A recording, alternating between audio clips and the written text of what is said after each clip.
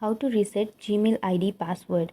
So if you want to reset your Gmail ID password, what you have to do is you can open up your Google, or you can also go with Gmail. So I'm taking Google.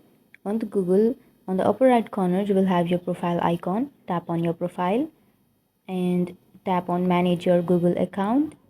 And here, go to personal info. And if you scroll down, you will find a password option. Tap on that. Before proceeding, make sure to like and subscribe our channel for more videos. And here you should enter your password. And after entering your password, tap on next. And then here you can reset your password.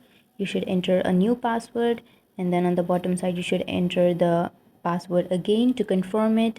And after entering your password, you can simply tap on change password, and your password will be changed or resetted.